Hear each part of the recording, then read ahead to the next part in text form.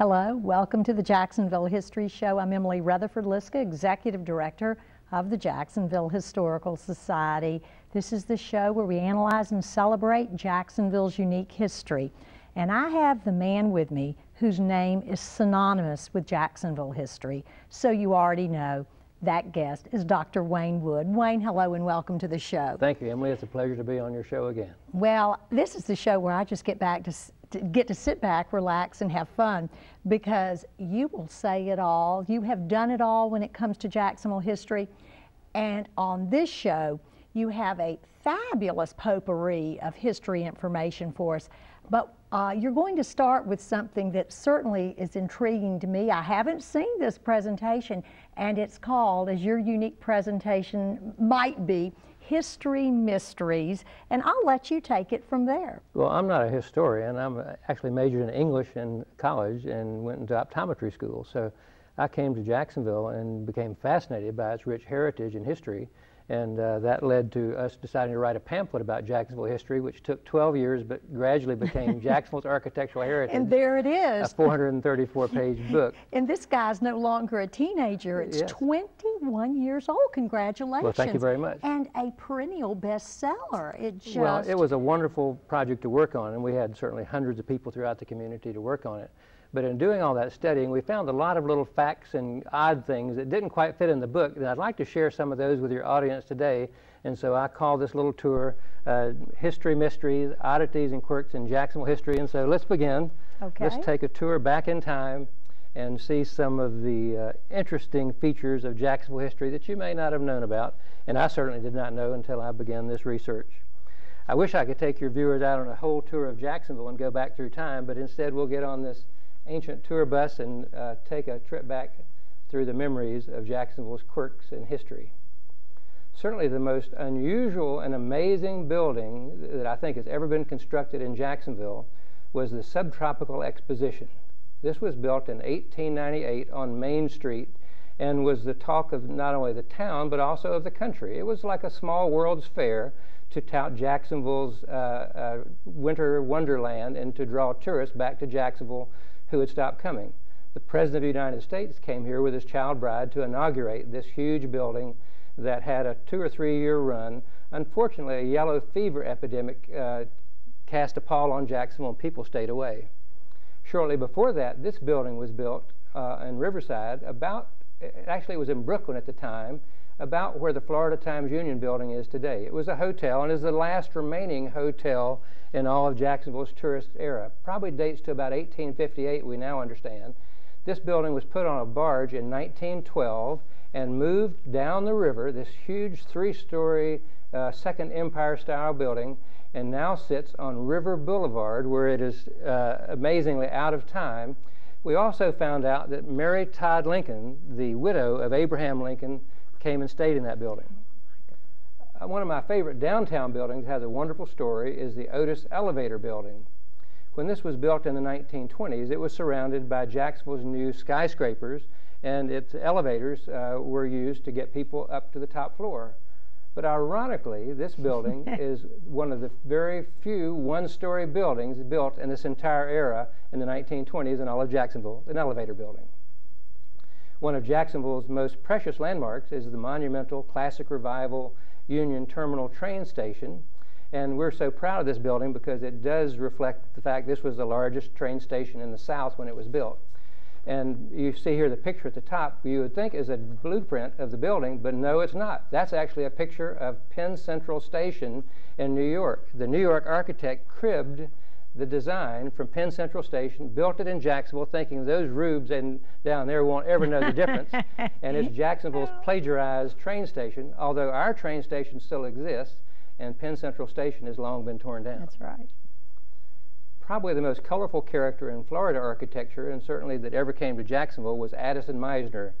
He did not invent the Mediterranean revival style, but he did popularize it down in West Palm Beach and Boca Raton. The congregation of Riverside Baptist Church asked him to design a church for them, which he did, fulfilling a promise he made to his mother on her deathbed. Once the building started to take shape, the congregation realized this was not any ordinary Baptist church. This looked more like a Roman Catholic cathedral. And Mizner even played little jokes by putting monks and nuns sticking their tongues out in the ornamentation of the architecture. Probably Jacksonville's most outrageous house ever built was on Riverside Avenue, not too far from the hotel we saw a while ago, near where the Times Union Building is today. This house was owned by Mayor Jonathan Greeley, the father of our famed architect Mellon Greeley, and this 6-story gingerbread contraption was just the most outrageous structure of the wood craftsman's art ever done. And many of the famous pictures of Jacksonville from the early turn of the century were taken from the top story of Mayor Greeley's outrageous house. Next on our tour is an old map, and you see to the right center the word Shiloh Baptist Church. This is down on what was later Houston Street at Davis Street, and this Shiloh Baptist Church actually had its pastor. It was the father of James Weldon Johnson, the famed leader of the civil rights movement in Jacksonville. This church was built, and just shortly after it was constructed, the red light district in Jacksonville sprung up around this area. And so the church was abandoned. The congregation moved away, and very soon this became a house of ill repute. The only building in America that was both a house of worship and a house of ill repute. What a distinction our city has. That building sadly torn down. Oh, the next building is a wild and raucous building out in Brentwood Park, north of Springfield. This Parthenon-like structure was designed by Jacksonville's well-known architect Roy Benjamin. And you ask yourself, not so much what is it, but why? I mean, why in the middle of the Depression, 1932, would you build such an outlandish classical structure that had complete with restrooms? It was called the Brentwood Band Shell, and it had every known classical motif, from Doric columns to little classical ornaments on the walls and ceiling. An outrageous building that's still standing. Of my childhood. I grew up in Brentwood, yes. Certainly the Memorial Park statue is one of the greatest outdoor works of art in Riverside, if not all of Jacksonville. But few people realized that there were additional statues in the park originally when it was constructed in the 1920s. On the far right, you see this picture of the statue of an eagle. There was a pair of these eagles flanking the Memorial Park statue, and they were there from the time the park was built in the early 1920s up until early 1930s. And you see these monumental works of art. We don't know if they were designed by the same sculptor who did the statue, but they probably were. Mysteriously, those statues disappeared, and about the same time in Springfield's Confederate Park, we find 2 eagle sculptures there that look exactly like the ones that were, shall we say, pilfered from Memorial Park in Riverside. A miracle skyscraper here. The Bisbee Building was the first skyscraper constructed in Florida down on Forsyth Street. Originally planned was only 1 bay wide, and the architect Henry John Clutho was told to double the size of the building after it had already been completed, because the building was completely rented by Mr. Bisbee, who built the building. So the building wound up being not just 1 bay wide, but as you see it today, as 2 bays wide. A unique construction miracle that is one of Jacksonville's lasting landmarks and the first skyscraper in the state of Florida. Another great skyscraper in Jacksonville is just around the corner, forming what is now called the Laura Street Trio, which we're very desperately hoping will be restored and saved. The Florida Life Building, also designed by Clutho, was originally crowned by this wonderful cornice with Sullivan-esque ornament that was just one of the pride and joys of the city and a wonderful work of art. In the 1990s, that lovely cornice was torn off by Nations Bank that owned the building, and in protest of the desecration of that work of art, we had a protest rally out in the street in Laura Street. The new owners of the Laura Street Trio, who are about to develop it, have promised to put that cornice back up on the building, which will be a wonderful thing. And now let's look at Jacksonville's largest wooden building. Well, not actually a building, and not actually Jacksonville. This was the great roller coaster at the beach. This monumental roller coaster was built in the 1920s and was just a gimcrack maze of wooden scaffolding and structures that was the pride of the beach long before Walt Disney World brought the amusement park idea to Florida. This was certainly the most popular attraction in Jacksonville at the time, and lasted up until the early 1950s. I always wanted to ride the roller coaster when I was a little kid, My grandmother would never let me because two people had recently died on the roller coaster. And the story goes that one person who died was a sailor who stood up right at that point when the sign said, "Do not stand up." The second was a roller coaster worker who was flirting with a girl on the roller coaster and bent over, forgetting that there were two roller coasters working that day. So the popularity of this amazing structure faded, and it was torn down in the 1950s to become a very large parking lot at the beaches. How I wish that were still there. An amazing part of Jacksonville and the beaches history. And part of mine. I was on that as a wee tiny child, I'm told. I'm surprised they allowed it. Truly one of the most unusual buildings ever to be built in Jacksonville, and no beautiful building, but this one was the Cleveland Fiber Factory on Davis Street.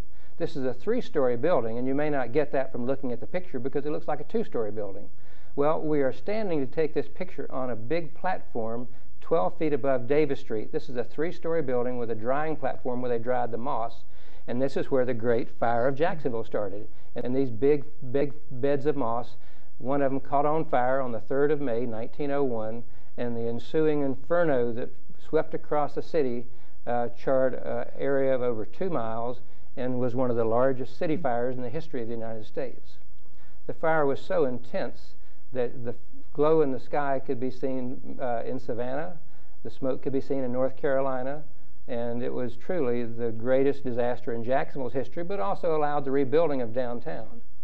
A unique sidebar is a captain on a ship in Miami initially looked up that afternoon and saw 2 sunsets. One was in the west and one was in the north. The one in the north was Jacksonville, and that engineer on the ship was the father of our famed architect, Bob Broward.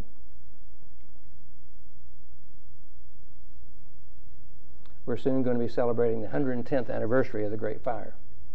This is probably the most crazy building I've ever seen in Jacksonville. This is a 2-story classical revival building that was somehow elevated in the 1950s and put up on top of this business building on Riverside Avenue, about where the Blue Cross Blue Shield building is today. This building stood for many years, and I never have quite figured out what it was, but the pictures of it sure are intriguing as one of the great oddities in Jacksonville's architectural heritage. We wonder not just why they did it, but what the heck did they have in mind? No memory of that. Our next little tour is the old Ritz Theater, one of the great movie palaces in Jacksonville, which specialized in black films. It was, we decided to restore the building, and the most unusual restoration job, they tore down 90% of the building to save this corner, which now becomes the centerpiece of the new building that was reconstructed around it. So that was reconstruction by demolition. Now, people may find it very odd that a house would have a window in the chimney. In fact, this house was written up in Ripley's Believe It or Not back in the 50s for having a window in the chimney. And if you think that is odd, how about if we find that there are 3 other houses within a few blocks of this one that also have windows in the chimney built in the same time in the Riverside Historic District. A window in a chimney. What an interesting concept. Well, it is. So these are some of the odd things that I've discovered in looking through Jacksonville's history, and interesting things. I always like the kind of quirky and offbeat.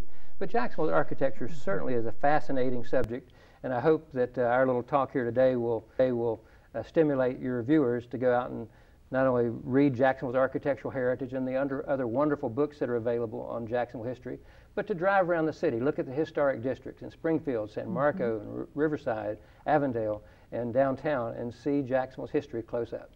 And of course, they can also, Dr. Wood, go on the Jacksonville Historical Society's website and enjoy more of this, www.jackshistory.com. They can attend the meetings. You're often our speaker at these meetings. We have people who are exploring all topics of Jacksonville history.